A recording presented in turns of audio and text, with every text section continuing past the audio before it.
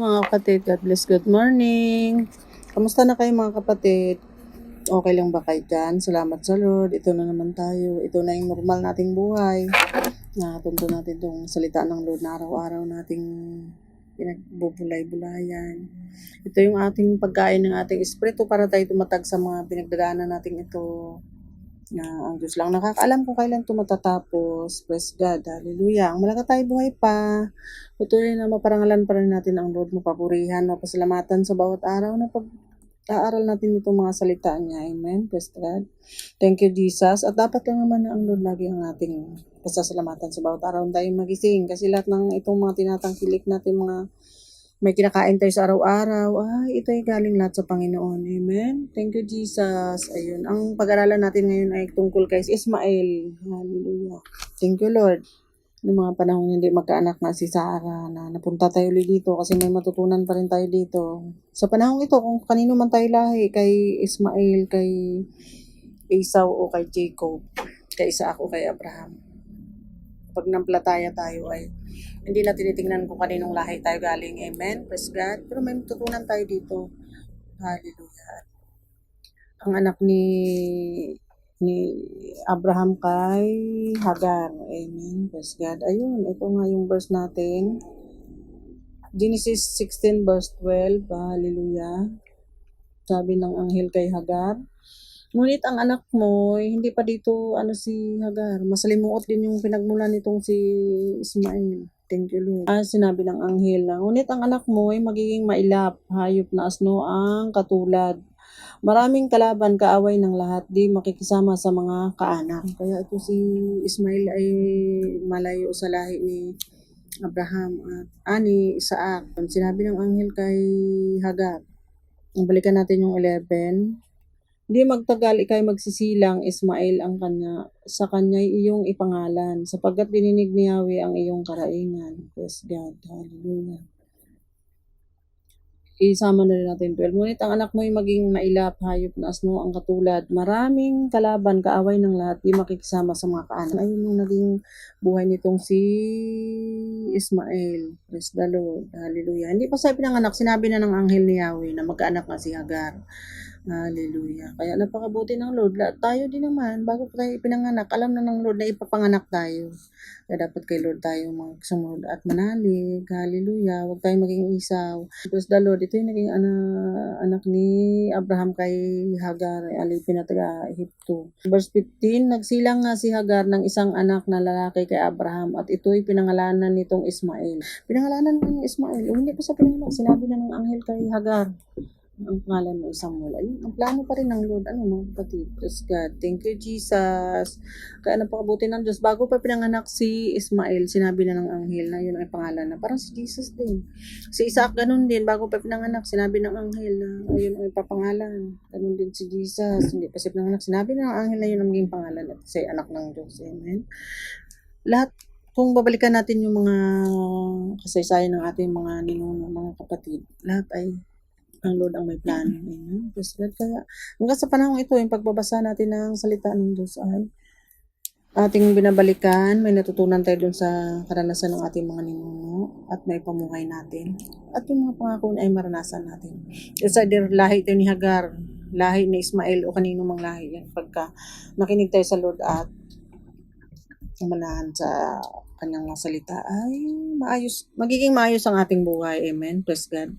Thank you, Jesus. Ayun. Bago pa pinanganak si Ismael, sinabi na ng anghel ni Yahweh kay Hagar na ayun ang maging pangalan niya. Amen. Praise God. Genesis 21 verse 20 and 21. Hindi nga pinabayaan ng Diyos si Ismael. Ito'y lumaki sa ilang ng paran at naging mahusay na mga ngaso. Ikinuha siya ng kanyang ina ng mapangasawa mula sa lupain ng Ehipto. Si Hagar ay taga-Ehipto, tapos yung anak niya doon din lumaki kasi nga lumayas nga sila sa poder ni Abraham. At doon din siya kinuha ng asawa ni Hagar. Kaya lahat yun ay blessing at blessing pa rin sa atin kasi yung mga lahi ni Isaac pumunta din naman doon. Pinayaman niya doon yung lahi ni Ismael. Tapos napakinabangan din ng lahi ni Isaac. Praise God. Lahat ay sa ikabubuti at blessing pa rin. Praise God. Kahit isa lang ating pinagmulan. sa anak ng alipin o anak man niya ng malaya. Thank you Lord. At lahat ng ito ay babalikan natin at mayroon tayong natututunan. O, sa panahong ito, kahit kanino tayong lahi, kung tayo manampalataya at manalig sa Diyos, na nagkatawang tao, na sumubaybay dito kina Abraham, kay Isaac, kay Jacob, pati kay Hagar, kay Ismael, ay nagkatawang tao si Jesus, siya at ang Ama ay isa, at siya at ang kanyang salita ay isa, praise God. Para tayong mga lahi ni Hagar o kanino man lahi ay pag nanampalataya ay maligtas. Amen. Praise God. Napakabuti ng Diyos. Ngayon, Espiritu ng kanyang anak ang nag-guide sa atin dito sa daigdig na ito. Praise God. Hallelujah. Thank you, Jesus. Na lahat ng ito ay ang plano ng Lord ang maganap at kailangan lang natin maging masunurin para mapakinabangan natin yung mga pangako na kay Abraham, kay Isaac at kay Jacob. O pati yung lahi ni Hagar, ni Ismael, nakinabang pa rin sa biyaya ng Lord. Genesis pa rin 25 verse 11 and 12. Pagkamatay ni Abraham, pinagpala ng Diyos si Isaac, doon siya tumira sa Berlahay-Roy. Praise God. Thank you, Jesus. O 12, ito naman ang lahi ni Ismael na anak ni Abraham kay Hagar, ang taga-Ehiptong alipin ni Sarah. Ang lahi ni Ismael ay tumira sa lupain ng pagitan ng Habila at Sur, sa daang patungo sa Assyria, silangan ng Ehipto. Nakabukod siya sa ibang lipi ni Abraham. Ayun. Sinabi doon sa Genesis 16 verse 12, nalalayo sa yung tawag dito. Bubukod daw sa kanyang kaanak. Praise God. Hallelujah. Kaaway daw ng lahat. Ayan, sinabi na ng anghel na ganun ang maging buhay ni Ismael. So, sa kabila ng lahat, napakinabangan pa rin natin. Malayo siya sa kanyang kaanak. Ayun yung sinabi sa Genesis 16 verse 12. Tapos, Genesis 25 verse 18. Ayun, nasa malayo siya, nakabukod sa lahi ni Isaac. Hallelujah. Thank you Lord na ang lahat ng ito ay mapakinabangan natin sa ating buhay, sa paglalakbay natin ngayon ito. Na kung manampalataya tayo, kahit kanino tayong lahi, wala nang pag-iba ang mga lahi ni Hagar, lahi ni Ismael, tuli man o hindi. Sabi doon sa Galatians 3:28, isa na, pag nanampalataya ka ay maging anak ka ni Abraham, ng lahi ni Abraham. Amen. Praise God. Kaya napakabuti ng Diyos. Napakadali na kung tutusin, manampalataya na lang. Hindi na kailangan mamili ng lahi. Ito si Esau, kakambal ni Jacob, ay sumunod dito sa naging suwail din. Kaya mamili lang tayo ng susundan. Si Esau o si Jacob. Praise God. Thank you, Jesus. In Genesis 26 verse 33 and 35. Amen. 40 taon si Esau nang siya'y mag-asawa. Si Judith na anak ng Hitiyong si Bere ang napangasawa niya. Naging asawa rin niya si Basimat, anak naman ni Elon, isa ring Hitiyo. Ang dalawang ito ang naging dahilan ng malaking sama ng loob ni na Isaac at Rebecca. Ni Ismael doon kumukuha ng naging asawa to si Esau. Praise God. Kaya sa panahong ito, huwag tayo magpaka-Esau para huwag tayo mababakyo. 27 verse 46, ayun, naging dahilan ng sama ni Rebecca. Sinabi ni Rebecca, Isaac, hirap na ang loob ko sa mga dayuhang asawa ni Esau kapag hitiya ring tulad niya ang napangasawa ni Jacob. Mabuti pa daw mautas na siya. Hallelujah. Kaya pala may mga nung ako'y bata-bata pa, mayroon mga nagsumpa-sumpa kayo ng matatanda na rinig ko lang na, pag yan ang inasawa, sabi maigi pa daw na mautas siya. Ay, wala magpakaalam sa kanya. Nasawa pa din, hindi naman siya nautas. Ayun, 28 verse 1, 8 and 9. Ito na ngayon si Esau na talaga namang may pagka-Esau. Buti nga kung Esau lang yun at dalhin mo lang doon sa nagbabarbecue at patinda mo lang pati 28 verse 1. Kaya tinawag ni Isaac si Jacob at matapos basbasan ay pinagbili ng huwag kang mag-asawa ng Kananiya. Hallelujah. Ito naman si Jacob ay masunurin. Ito naman si Esau, 28 verse 8 and 9. Nang mabatid ni Esau na ayaw ng kanyang ama sa babaeng Kananiya, nagpunta siya sa kanyang tiyo Ismael, hallelujah, na anak din ng lolo Abraham niya. Kaya nananadya to si Esau. Hanggang sa panahon ito mga kapatid, mayroon tong mga ganitong anak, may pagka-Esau. Mabuti nga kung pwede mo nang ibangi yun pagka may pagka-Esau. Ayun. Nagkasawa siya ng isa pa, ang pinsan niyang si Mahalat, na kapatid ni Nebayot at anak ni Ismael. Ayun, ito si Esau ay doon sa nawili makipagsalamuha sa lahi ni Ismael na anak din ng kanyang lolo Abraham.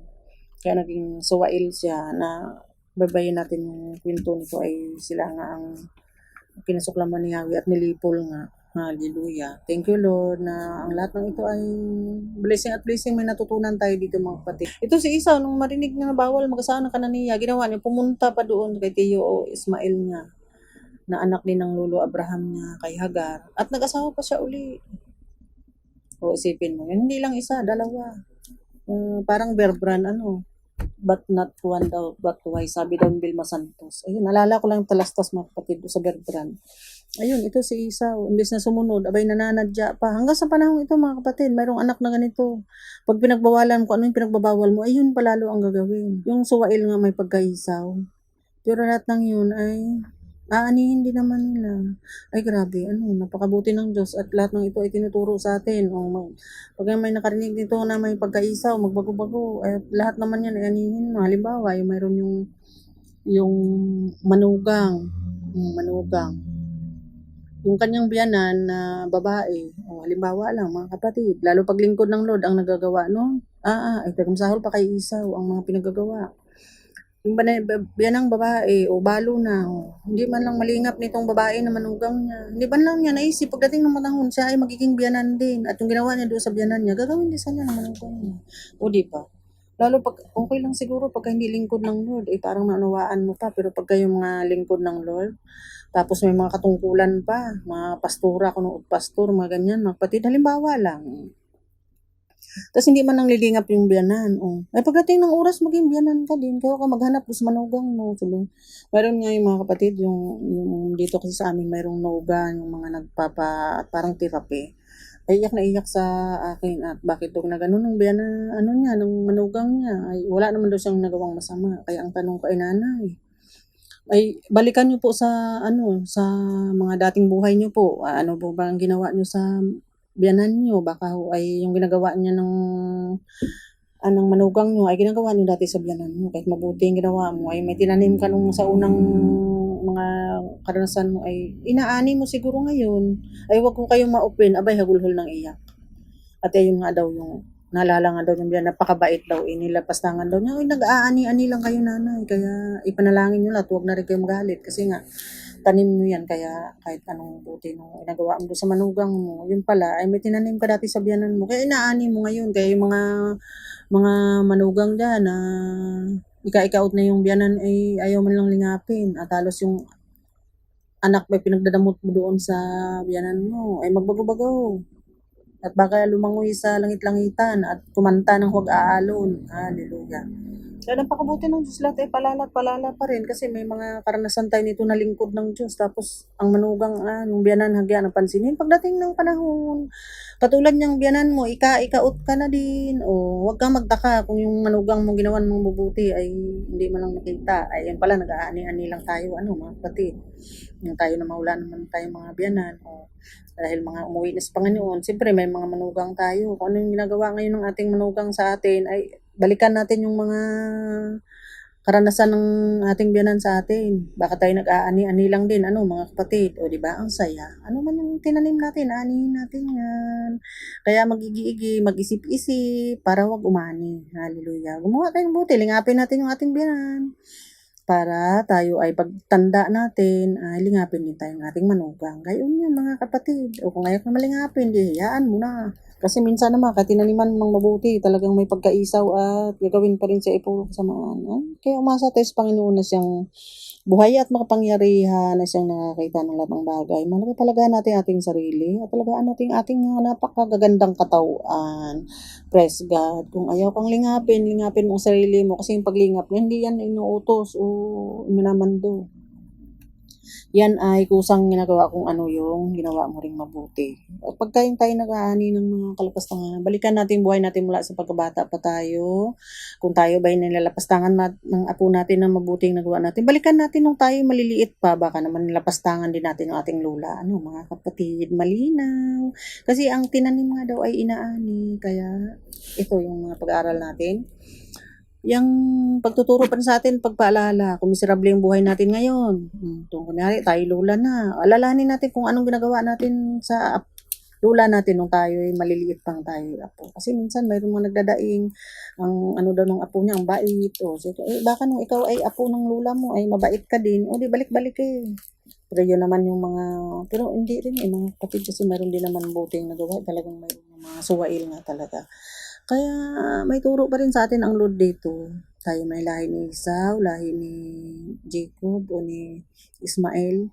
Pag tayo magkaroon ng banal na takot at pagalang sa Panginoon at sinusunod na natin yung biblical na pamumuhay, ito yung manual of life natin, ay maituwid pa rin tayo at makapagsisi tayo sa ating mga kamalian at tayo maging kalugod sa Lord at nabalik tayo sa Kanya.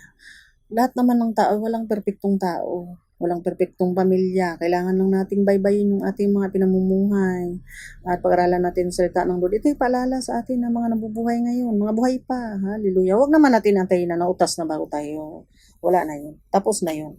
Mamili tayo kung saan tayo pupunta. Doon kay yung sa Lucas 16 verse 21 hanggang 31. Yung sila sa rodo na pulubi at si mayaman na walang pangalan. Kaya walang pangalan yun. Kasi kung sinong napunta doon, ay ayun pagkakapangalan. Ayan, ay pulubi ka na nga dito. Pulubi ka pa pagdating doon. At least yung mayaman doon walang pangalan, mayaman siya. Ay kung ang tanong, mga kapatid, laging may tanong, anong gusto mo? Mahirap ka pero masama ka doon kay Lazaro na pulubi o mayaman ka nga, napunta ka naman doon sa mayaman na walang pangalan. Pag napunta ka doon, mahirap ka na nga dito. Mahirap ka pagdating doon, mas mahirap yun. Kahit hindi pa natin naranasan yun. Matalinhaga yun, pero ang salita ng Diyos ay buhay na dapat natin makapagbago-bago sa ating mga isip at tayo sumunod-sunod na sa Panginoon para tayo huwag mapunta doon sa mayaman na sa Lucas 16 verse 21 hanggang 31. Amen. At least si Lazaro, kahit pulubi sa dito sa lupa, napunta naman sa langit. O, mayaman ka nga, napunta ka pa doon sa mayaman na nitabo doon, ay lumangoy sa apoy. Isipin mo yun. Nahingi na isawsaw doon ni Lazaro yung daliri niya sa tubig at idiit doon sa kanyang dila. O, grabe yun. Kung yun na lang ipagblayblayan natin mga kapatid. Pero mayroon mga mahirap na napakayabang din na ay pulubi na nga dito, dating pa doon ay pulubi pa din. Kaya itong lahat ay sa pagtutuwid ng ating mga buhay, ng ating mga pamumuhay mga kapatid, kailangan pakinggan natin salita ng Lord. At kung tayo man ay may mga mali na gagawa, tuwid-tuwid na natin humingi tayo ng tawad sa Panginoon. Humingi tayo ng tawad doon sa pinagwawalang hiya natin. At tayo ay itama uli ng daan. Amen. Praise God. Ayan. Itong mga lahi ni Esau na, ayun nga, dahil imbes na sumunod sa magulang, nananadya pa kung ano yung kinasama ng loob ng magulang, ayun pa ang ginagawa. Kaya ito ang nangyaring sa Panginoon Esau na ito yung sunod natin pag-aralan. Kaya tunay nga na buhay ang salita ng Lord. Salamat na lang sa Kanya at nagkatawang tao siya. Na pag nanampalataya tayo, pumunta dito sa daigdig yung mga makasalanan para magsisir magbagong buhay. Praise God. At saka sumunod na tayo sa salita ng Lord para maitama natin ang buhay at mamuhay tayo ng payapa. At kung sumama tayo doon sa kay pulubing si Lazaro, huwag tayong mapunta doon sa mayaman na naghihingi ng sausaw sa tubig yung daliri ni Lazaro. Praise God. Ayun na, pagka patay na, is either doon ka masama kay Lazaro o masama ka doon sa mayaman. Kaya mamili-mili mga kapatid. Hallelujah. At ito tayo nagtatapos sa Genesis 16 verse 12. Hallelujah. Na nalayo nga sa kaanak to si Abraham. Ngunit ang anak mo ay magiging mailap, hayop na asno ang katulad, maraming kalaban, kaaway ng lahat, di makikisama sa mga kaanak. Ayun. Imbis na makisama dun sa kaanak, sumunod ko anong sinasabi. Ayun. Ay siya ay naging kaaway ng lahat. Minsan naman mayroong mabuti na nakaaway ng lahat kasi hindi ka makikisama doon sa kasamaan. Kaya malinaw mga kapatid. May matutunan tayo dito. Amen. Praise God ka. Ang Diyos ay buhay at makapangyarihan. Yung mga salita niya, buhay na binhi, na matanim sa ating mga puso at pag-iisip para wag tayo maparusahan katulad nitong lahi ni Esau. Amen. Praise God. Hallelujah. Thank you, Father God in heaven. Thank you, Jesus. Thank you, Holy Spirit. Thank you, mga kapatid, naway maunawaan natin ito. Nga paunawa sa atin ng Espiritu yung mga ibig sabihin na dito sa mga binasa natin. Amen. Praise God. Thank you, Jesus. Amen. Praise the Lord.